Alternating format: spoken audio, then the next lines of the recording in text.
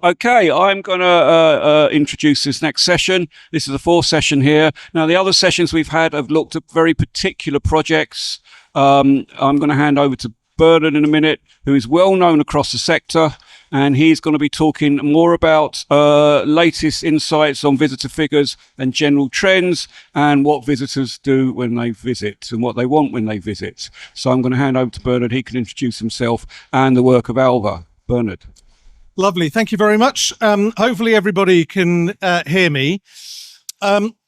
Two quick housekeeping things. We haven't been told that there's a fire alarm this afternoon, so don't worry. If a general election is called this afternoon, follow me on Twitter for the next 2 months. That's just the rule. Second thing is this presentation, as always, is very, very data rich. That's because I can't edit. And it's also intended for you to take home. So if you want to give me your business cards afterwards, this is in flagrant breach of GDPR. If you want to give me your business cards afterwards, I will email you this presentation. I think the presentation's come up on an M&H website in some kind. But if you want it really quickly, just give me your business cards and I'll send it to you. So let's start with politics. Hopefully all of you have got these cards. Has anybody not got one of these cards? Oh, full hat.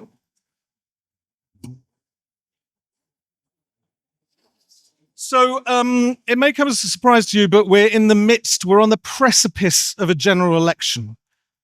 And one of the things that we've done at ALVA, Association of Leading Visitor Attractions, is to produce, this feels very old school, but we produced this. And on one side, it's key tourism facts. And on the other side, it's our asks of all political parties. So we've been sharing these with ministers, with MPs, prospective candidates, business people, people in the industry, really to concentrate minds on, A, what is the size of the industry that we're talking about, but also its societal benefits as well. So not just through seeing it through an economic prism, but seeing it through a societal prism as well.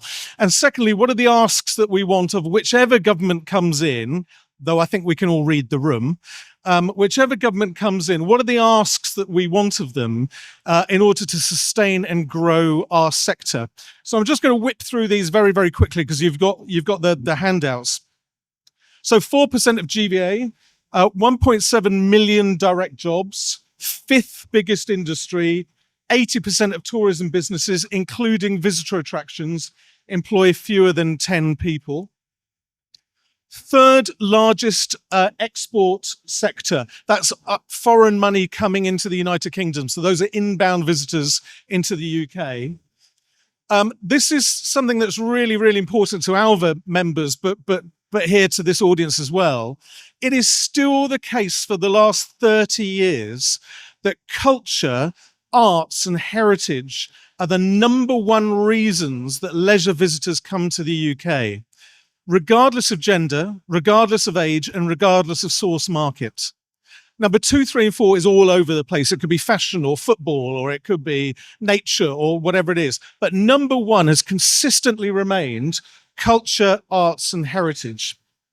And that's why we say, particularly when we're talking to government ministers, that when we talk about them being a global soft power, we really, really mean it. And if you want a live example of that, there's a government delegation out in Saudi Arabia today that has organizations like English Heritage and the Royal Shakespeare Company, et cetera, about the global soft power of the arts in terms of attracting Saudi Arabians as leisure visitors to the UK.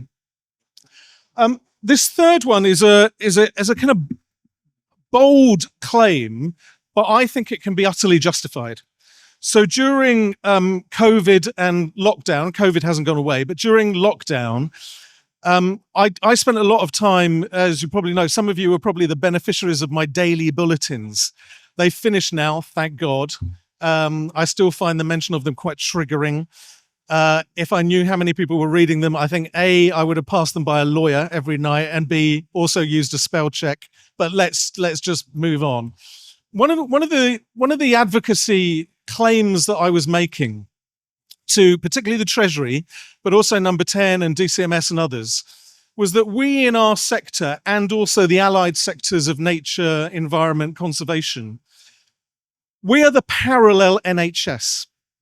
We are the places that people would go to first when lockdown ended in order to breathe and heal and mend and reconnect with families and friends and reconnect with nature.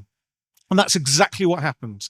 So visitor attractions were the first place that people went to after lockdown ended, not restaurants, not bars, and not shopping centres, because by that point, they'd bought up everything thanks to Amazon. It was all being delivered on a daily basis. We were the first beneficiary of the end of lockdown, and it still continued. And I'll show you some data a little later, which hopefully chimes with your own experiences in your own visitor organizations too.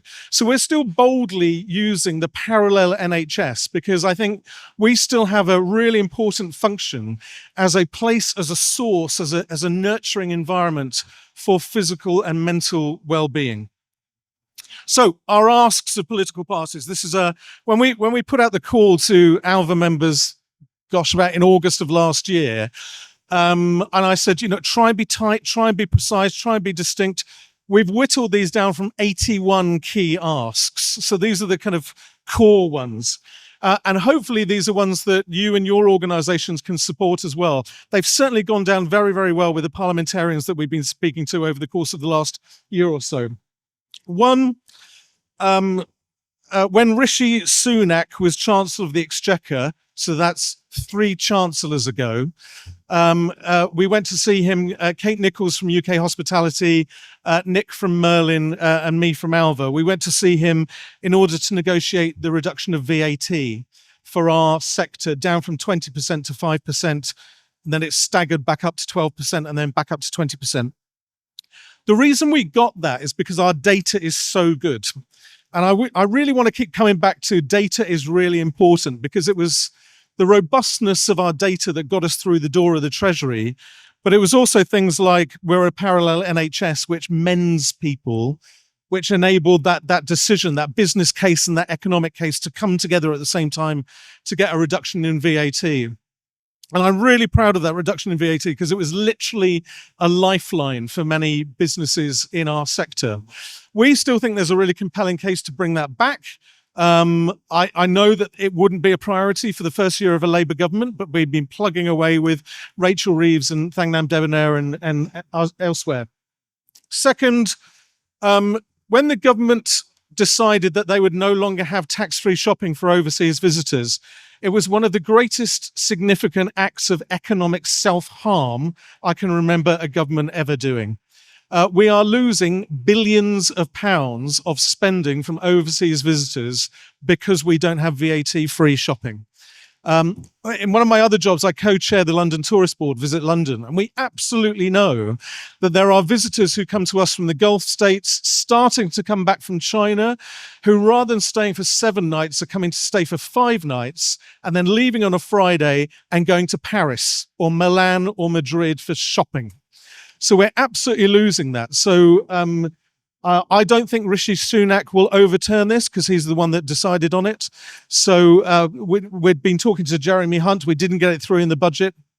It's still a live conversation. Review business rates. It just costs a lot to do business. Let's park that. We could be here all day.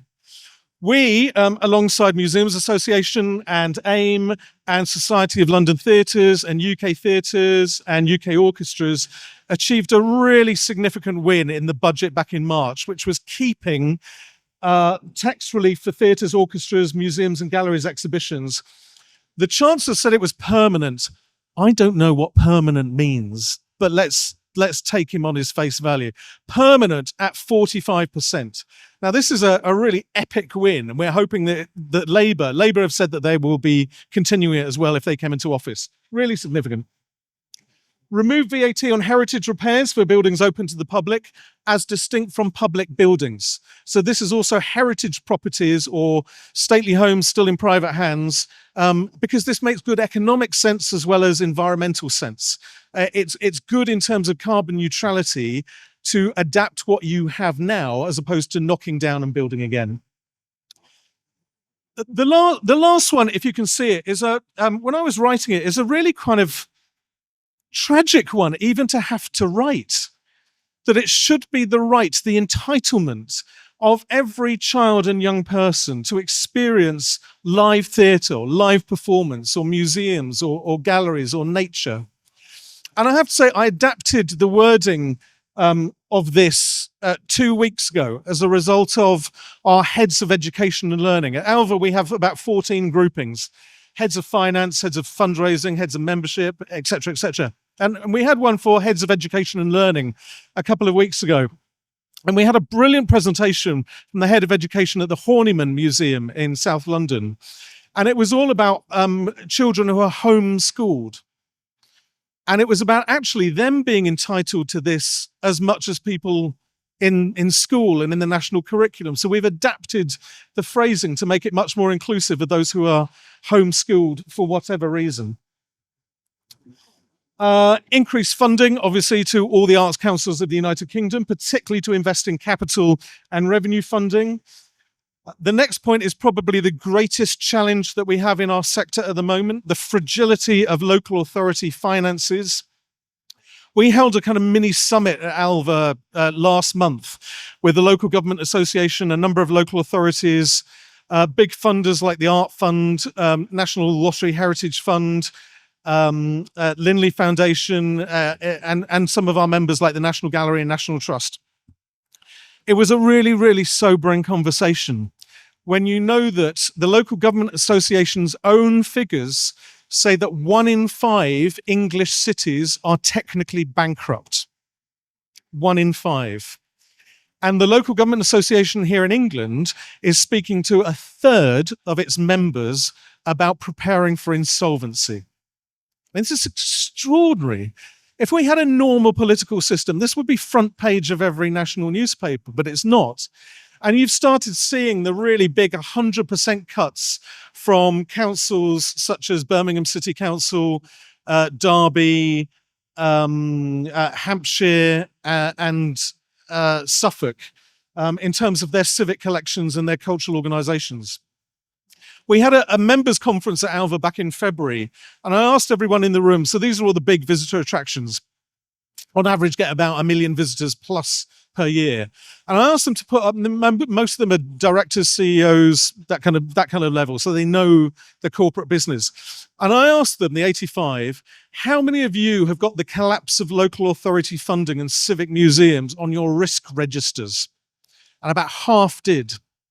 And when I asked, why have you got them on your risk registers? This is fascinating, because already a number of big visitor attractions have had conversations from local authorities saying, if we, local authority, go bust and we have to divest ourselves of our civic collections or our properties, would you take them on? And of course, the answer is no, not without cash. So we're having fascinating, though depressing, conversations about local authorities thinking about the necessity of having to divest themselves of their civic collections while still maintaining their duty, not a statutory duty, but a moral duty, to keep those civic collections and outdoor spaces and heritage properties open and accessible to the citizens in that local authority area. And then the last is a really important one, which is sustainability. Which is, we subscribe to the Save Our Wild Isles environmental agenda, which was born out of the TV programme by Sir David Attenborough 18 months ago and is now spearheaded as a political campaign by the National Trust, RSPB, and Wildfowl and Wetlands Trust. Make it easier for vital foreign workers to work in our sector. The unemployment rate in the UK at the moment is 4%. In our sector, it's 13. And that's because some of our organisations, some visitor attractions, and particularly bars and restaurants, are operating suboptimally. So they're not open on a Monday evening, or they're not open on a Wednesday lunchtime because they can't get the staff. And those we saw a dramatic exit of those foreign workers, largely in food and beverage, catering, security, cleaning, front of house, as a result of Brexit. And then that was also complicated by COVID and people leaving this country and staying in their own source homes. getting people back and getting rid of the £32,000 salary threshold is absolutely key. Make it easier for our talent to tour overseas, particularly in the EU. And something that not many people know about is the electronic travel authorization that started to come in already. So if you're from Qatar and you're coming to the UK, you need an ETA. And an ETA for us, Brits, is a bit like when we go to the States and you get a waiver, you get a visa waiver. It's a bit like that, except you have to do it in advance and it's biometric. Why does this particularly affect Northern Ireland? Because on any one day, about 62% of visitors to Northern Ireland are day trippers from Dublin. If you have to get a biometric visa to go to Northern Ireland, part of the United Kingdom, and cross that EU border, and you have to do it in advance, that completely kills spontaneous day trips from Dublin to Northern Ireland. It will, in time, have an effect on places like Dover as well. But Northern Ireland, being our only hard border with the EU, is going to experience that first. So we're talking to politicians about that too. Anyway, if you want to go on the QR code, that has more detail about all of our policy asks. So how's the sector doing? We've just been holding a number of dinners for our member CEOs in the House of Lords every month for the last 5 months. And this is what they've been telling us. And they preface this by saying they've never been prouder of the visitor experience that they offer or their visitor staff, and particularly their front of house staff. But actually, for many, the last year and this year will be financially tougher than at any time over the last 4 years, because there's a confluence of things that are all happening at exactly the same time, like building up their reserves if they've ploughed through them, and ploughed through them for very good reasons, repairing their balance sheets, inflationary costs on everything, people as well as food and beverage, investing in new products or experiences. I'll go on to talk about that in a second. Maintaining the membership base, I'll talk about that in a second too. Paying off their COVID loans has only just really kicked in the last 6 months, whilst at the same time we're in a cost of living crisis. I can't remember a time where there's been so many unmanageable variables all at the same time, which are out with our control.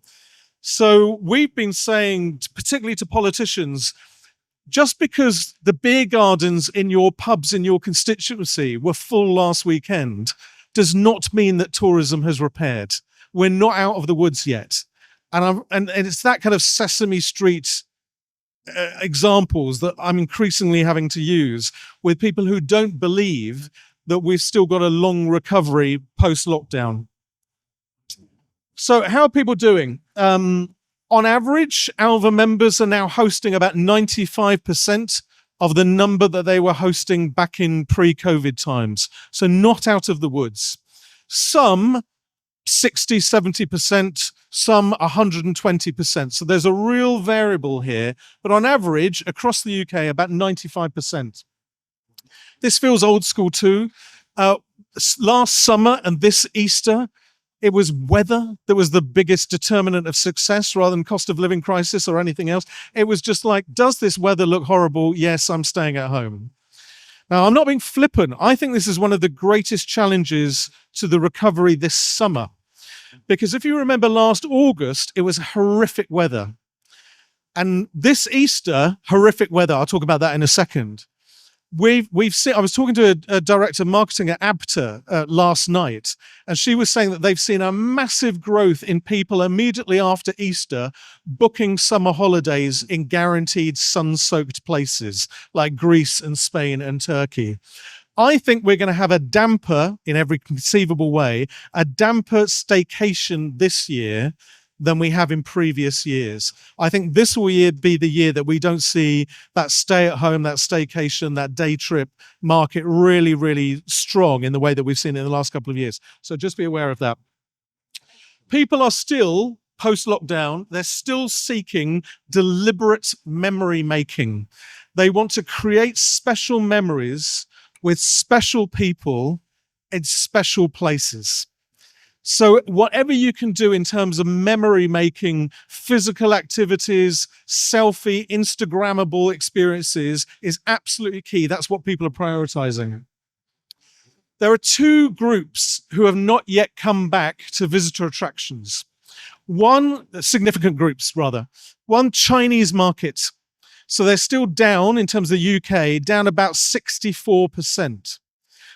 They're coming back slowly. We're starting seeing really good Chinese numbers in the honeypots like London and Bath and Stratford-on-Avon to a certain extent, but they're still not back up to pre-COVID levels.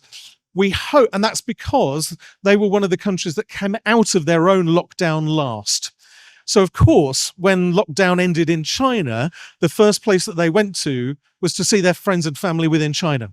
So inter-Chinese travel was really, really big for the last 2 years. They're now starting to come to Europe and they're now starting to come to the UK. We hope they're going to be back to pre-pandemic levels significantly by Chinese Lunar New Year, so next February, but probably realistically by the end of next year, 2025. But the other missing group are older people who used to go to museums, galleries, and particularly live classical performances and theatres. And that's partly a COVID anxiety thing. It's partly an anxiety about being in closed interior spaces. It's partly that they've gotten out of the habit. On Facebook, it comes up with reminders every day. This is what you were doing 4 years ago. This is what you were doing 6 years ago. Blah, blah, blah.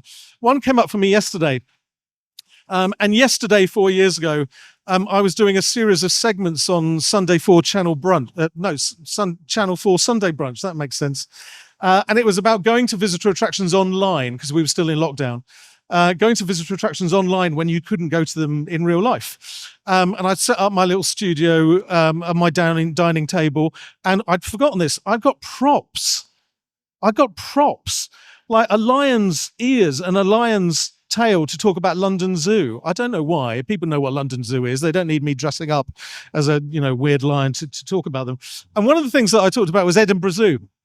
Now, Edinburgh Zoo, they have a daily penguin parade. Stick with me here. They have a daily penguin parade where the penguins march up and down. It's phenomenal success. And I talked blithely about this on Sunday Brunch.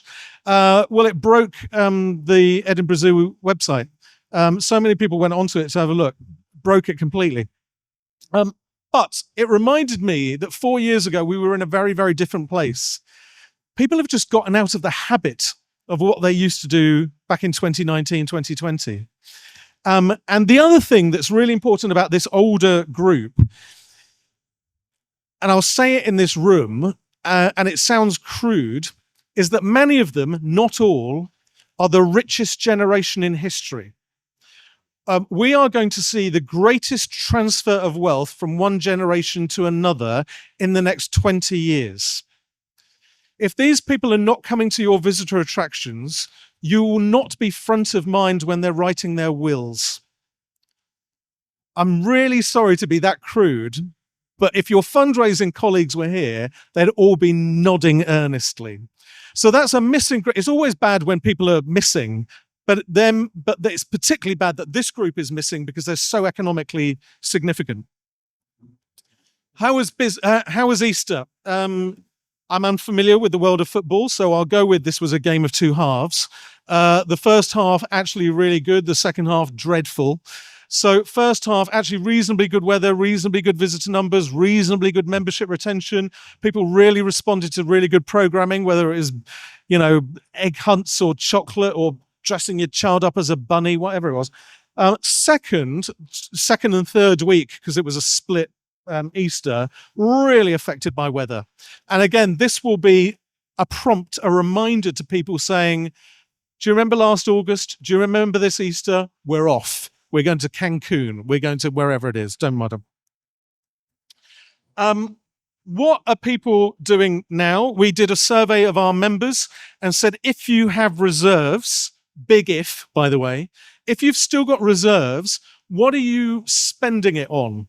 Because if you're just leaving it in a bank account, and very few are, Because one of the things that we found after lockdown is that many visitor attractions are being much more risky with their assets and with their reserves. So they're not languishing in bank accounts anymore. They're really using them.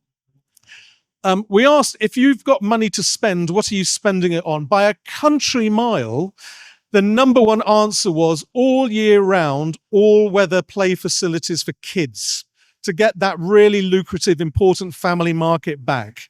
So my top tip is, if you haven't invested in this, but actually have got some money to do so, this is the number one thing that people are investing in. Number two, food and beverage festivals.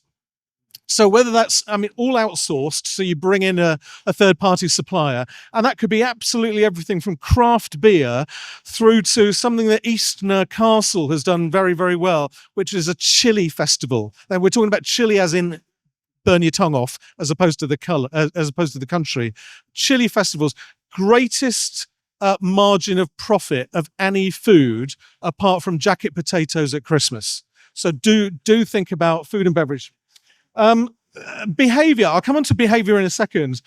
Forward bookings really shrunk.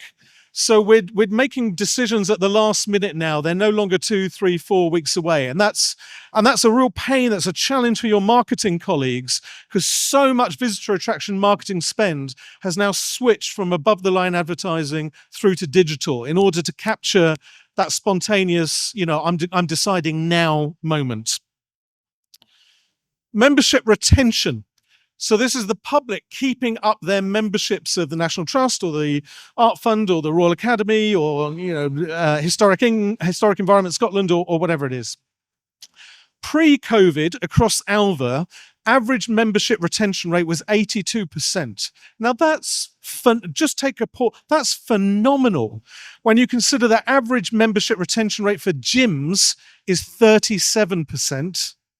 Average membership retention rates for political parties in the UK, 19%. That may change this year, but 82% is off the charts. It's phenomenal. It went up, oddly, counterintuitively, during COVID, during lockdown, when people suddenly said, now that you've been taken away from me, I suddenly realize how important you are. I'm going to rejoin or keep up my membership, even though I can't use it, because I still want you to be here when this is all over. Extraordinary act of philanthropic giving. Absolutely amazing. It's now come down to 80%. So those urgent emails that fundraising and membership directors were sending to everybody saying, we're in a jam, please keep up your membership. If you can give us, they're no longer happening. And so that membership retention rate has slightly gone down. But this tells you everything. So people are keeping up their memberships, but they're just using them less frequently. And when we did a survey again of our members, didn't matter whether it was the National Trust or London Zoo, people on average are going 15% fewer times to what they're a member of now than they were back in 2019. So they're no longer, a member's day out is no longer viewed as a free day out, because you have to get there. There are travel costs and petrol costs. And then you have to feed the kid, which apparently is a legal obligation that I didn't know. You have to feed your children, you have to feed yourself, retail opportunities. So people are now going out with a mental budget. And if they exceed that or look like they're exceeding it, actually they just won't go. So the real challenge to you and your colleagues is to incentivize member visits, because they're the easiest people to get back. Incentivize member visits through programming or special events or activities or whatever. And attractions need to look at providing more affordable experiences for families on a budget. Even if you're a paid-for attraction and you've got free things to do when you're there, please tell people that you've got free things to do when they come to you. And if you're not talking about the free things that you've got that you offer, do. Because that is making a difference to people making a choice as to where they spend their leisure pounds and their leisure hours. So what you take for granted as your offer on your site, they don't know about. So do talk about all of the free experiences, because that makes a real difference. So customers say that they're seeking out free experiences. We've got really good data from this, both from ALVA, but also from YouGov as well. But here's the kicker. So because they're making really tactical choices about their leisure spend and their leisure hours, their expectations of what you offer are now off the charts. The expectations of a really, really good visitor welcome, visitor experience are now much higher now than they were in 2019 because they've deliberately made a very tactical choice to spend their money with you. And your front of house colleagues are kind of bearing the brunt of this. More disruption, more complaints, more pushback, more feedback. So if you ever see your front of house colleagues looking frazzled and at the end of their tether, more than they did prior to COVID, this is one of the reasons for it. People's expectations of a really good day out are now much greater now than they were back in 2019.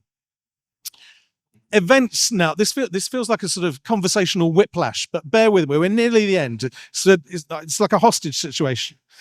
Events. So if you do corporate events, whether that's staff conferences or drinks receptions or weddings, how's that faring up? Actually, not bad at all. And a really, really nice thing for our sector is that we're winning against hospitality. So for the first time ever, we held a head of events. So all the heads of events of all of our members came together at the Museum of Liverpool 2 Fridays ago. And we were hearing from organizations from across the UK, different kind of attractions too, but they were all saying exactly the same thing, that corporates, particularly financial services, insurance, law, legal, estate agents, those kind of banking, those kind of things, are saying, we want to meet up with our staff again. We want to meet up with prospective clients again. We want to thank existing clients. But if we're going to be seen spending a lot of money in a cost of living crisis, we want to be seen doing it in the community and with charities, rather than in a hotel room, in a ballroom in a hotel. Now, I've never come across this before. It certainly didn't exist as a sort of conceptual act of philosophy, philanthropy prior to COVID. But people are now saying, if I'm going to be seen spending money, I want to be seen spending money with a charity. Here's the other thing. So again, we did a survey of all of our members and said, if you are a charity, do you mention that you're a charity in your marketing collateral for events? And only 40% did. That has to change. Being a charity now is a braggable thing, and you have to be really explicit about it in your marketing collateral, because being a charity could swing it. It could swing that gig. People want to give money to charitable organizations. Corporate events largely focused around cities, mainly south of England as well. Crucial to stress that you're a charity in your marketing material, mention that. Visitor behavior. This is a sad thing to have to report, but you'll all be absolutely familiar with it. Visitor behavior, whether at visitor attractions or in performance venues like theatres, has deteriorated since the end of lockdown. And again, one of our events, we had heads of security. So heads of security, everything from Parliament to Buckingham Palace to the Royal Albert Hall to British Museum, British Library. 98% men, nearly all ex-Met coppers, nearly all dressed from Marks and Spencer's, but it's easy to get into stereotyping, but absolutely true. We asked the heads of security, what do you put that deteriorating visitor behavior down to? And the guy from the Royal Albert Hall summed it up neatly and said, entitlement and alcohol. So alcohol particularly, I mean, you've all seen the stories of, badly behaved people in theatres. But actually, that's also creeping into visitor attractions too, saying, I'm a member, I don't need to queue, or actually, I'm a member or I've paid full price. How come those people are coming on your £1 deal when I've paid full rate? So that entitlement thing is really coming through. I mean, it's not everywhere, but it's coming through really strongly. So there's been increased training for front of house staff in things like conflict resolution and conflict management training. So this is becoming an increasingly normal yet abnormal thing.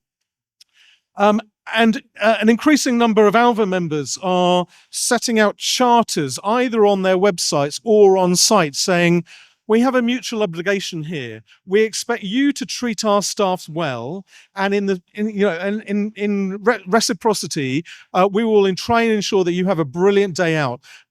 So that kind of charter, that expression of mutual obligation, is something that's becoming increasingly popular and well used, and comes out of a source of unfortunate necessity. Last couple of points now before questions. Sustainability and equity. So we created a Heads of Sustainability Forum. One of the pieces of work that forum is looking at is, how do you measure the carbon impact of your visitors? Now, nearly everyone has kind of cracked the carbon footprint that you have as an organization or your site. No one's quite cracked, but how do you measure that for the visitors who come presumably mostly by car? So we're looking at a kind of standard format for measuring that we can share out amongst the sector. And that's really important, because increasingly trusts and foundations and corporates, when you go to them for funding, are saying, I want to know what your plans are in terms of reducing your carbon impact, not just for your organization, but also for your visitors as well. So coming up with something which is, in the same way that we've got commonly accepted models of understanding economic impact, this would be one for carbon impact as well. In terms of equity, I'm really delighted that post-lockdown, more and more of our organizations have almost asked themselves the existential question of, what are we here for? Who are we here for? Who comes? Who doesn't? Why don't they come to us? And what are we going to do about it? And of course, this conversation has been going on for some time, but has not largely included people who have been deterred from coming to visitor attractions because of social class or poverty. People who just never thought that they would be able to go to London Zoo because they wouldn't afford it, or they'd never go to the Tower of London because they wouldn't afford it. But now, increasing numbers of organizations, particularly in ALVA, are saying, okay, if you're in receipt of free school meals, so this is what Portsmouth Historic Dockyard, National Museum of the Royal Navy and Mary Rose are doing. If you children within our catchment area, if you're in receipt of free school meals, your families can come. It will have a limitless ticket that you can come to us a number of times a year for free. And we've had a brilliant presentation from the team down there. I think the average number of people coming back is about 3.2 times. I mean, really quite impressive. Historic Royal Palaces are doing a £1 ticket. Kew Gardens a £1 ticket. London Zoo, I think it's a £3 ticket. Again, for people on universal credit or pensions benefits. There was anxiety within the sector, and particularly in the trustees of those organizations. Is this just going to be used by people who really can afford it, but they're trying to slip one past us? And actually, all of the best evidence is there's only about 10% of people, and there's a but coming, there's only about 10% of people who are now using these tickets who in the past used to pay full price. But that's largely before they were made redundant or before their lifestyle changed pre-COVID. So actually that 10% cannibalization isn't quite as true as you might think it is. In reality, it's much, much lower than that because it takes into account of people's changed economic circumstances. I'm really conscious that there was a whole lot of information. So really happy, A, to send this out to people afterwards. If you want to give me your business card, I'll send this out to you. Or if you can wait until it comes up on the M&H website in a couple of weeks' time, it'll be on there. But really happy to take any quick questions now, if that would be at all helpful. Knowledgeable lady in the second row. Thank you. Oh, come on, let's hear it for Peter. Bernard here. Come on, come on.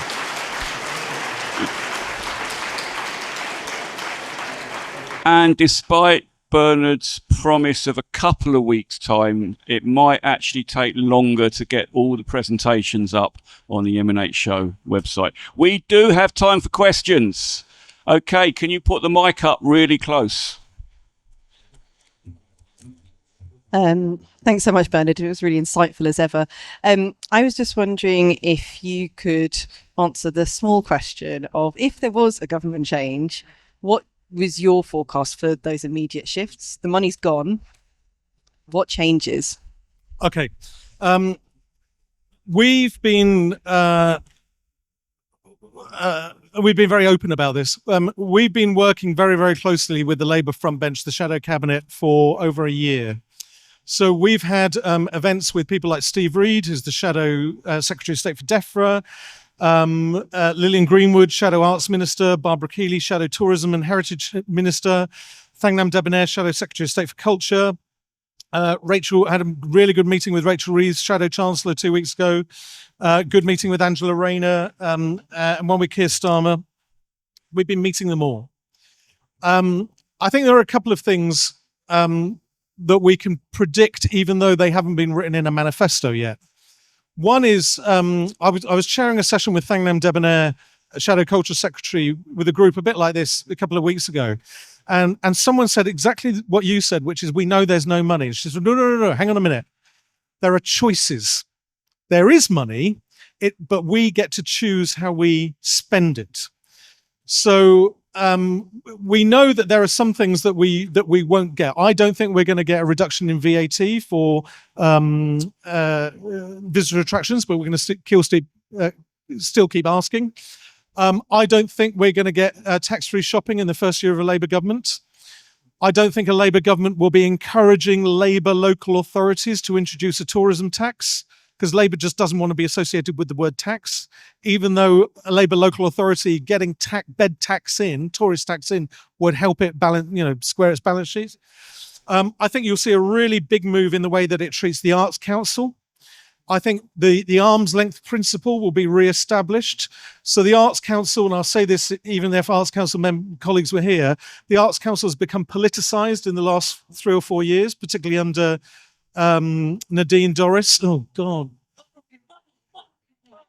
Right, triggering. Particularly under Nadine Dorries. You're on camera. Who instructed, hi Nadine, who instructed Arts Council to shift money out of London. I chair the Bristol Old Vic and I chair the People's History Museum in Manchester. We haven't seen that money. We're not in London. So I don't know where it's gone. But the arm's length principle, I think, will be reintroduced. So you're good at what you do, go on and do it. And we'll try and give you as much money as possible. I think there will be new funds for some bits of arts and culture and heritage and tourism. And I think the other really significant thing is going back to that entitlement of children to experience arts, culture and heritage. Talking to Bridget Phillipson, who's the Shadow Education Secretary, that's going to be a big plank of the Labour Party's education policy. So if I were to put money on what's going to be in and what's not going to be in a Labour Party manifesto, it's those. Whoa, full answer. Okay. Anyone else got questions? Anyone else down there on the floor? Okay, have I just addressed a conference full of Conservative supporters? Is that what? It's gone totally quiet. Hello from the floor, literally. I wanted to ask you, you kept referring to our sector, but obviously ALVA membership is the top end of that sector. And we're also working increasingly with those sector members who are not ALVA members. Do you think there's a risk of some of the things that you've outlined creating a bigger divide between those smaller players and ALVA members? And how are you seeking to share your findings and really call resonance with them? And thank you so much. That was really inspiring. Pleasure. I mean, the first thing is, no, I don't. And that's because I think all of the asks on here would be sector-wide. I mean, everybody would be asking for, which is why we've tried to corral them in big, uncomplicated asks, as opposed to, here are our 82 priorities. So I think these are sector-wide, regardless of the size of the organization. Two, you might recall that during lockdown, we commissioned a number of visitor sentiment research. And although we paid for it, we gave it free to everybody in the sector, not just ALVA members. And that was an act of, because we've got access to Number 10 and Treasury and all the rest of it because of our members, I personally felt it was an act of leadership to share that benefit as widely as possible. We're continuing to commission visitor sentiment research, and the next one is published on Friday, and that will be on our website and available to everybody. That visitor sentiment research is largely about the cost of living crisis. So very, very similar actually to what Heritage Alliance have just published this morning. So the cost of living crisis, is it having an effect? And goes into a little more detail about some of the things I've already talked about on here. Plus all of this stuff goes on our website. So if anybody wants these presentations, they're there for you. I'm also an inveterate turner-upper. So if ever you want me to come along and speak at conferences and share this kind of stuff, we've got so much data, it feels stupid not to share it with as many people as possible.